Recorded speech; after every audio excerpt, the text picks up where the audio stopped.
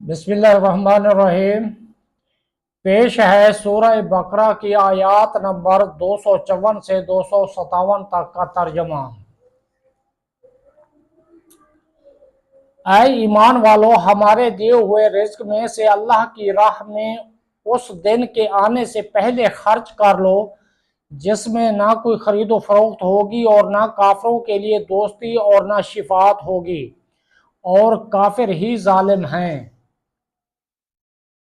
اللہ وہ ہے جس کے سوا کوئی معبود نہیں، وہ خود زندہ ہے، دوسروں کو قائم رکھنے والا ہے، اسے نہ اونگ آتی ہے نہ نیند، جو کچھ آسمانوں میں ہے اور جو کچھ زمین میں سب اسی کا ہے۔ کون ہے جو اس کے ہاں اس کی اجازت کے بغیر سفارش کرے؟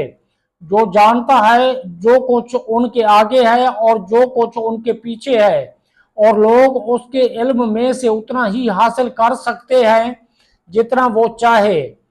اس کی کرسی آسمان اور زمین کو اپنی وسعت میں لیے ہوئے ہے، اور ان کی حفاظت اسے تھکا نہیں سکتی، اور وہی بلند شان والا، عظمت والا ہے۔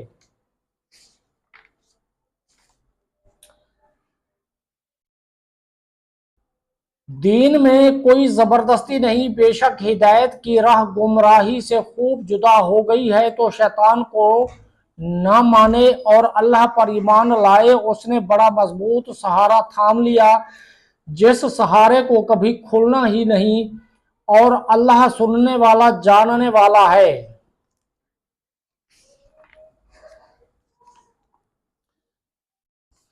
اللہ مسلمانوں کا والی ہے، انہیں اندھیروں سے نور کی طرف نکالتا ہے، اور جو کافر ہیں ان کے حمایتی شیطان ہیں، وہ انہیں نور سے اندھیروں کی طرف نکالتے ہیں۔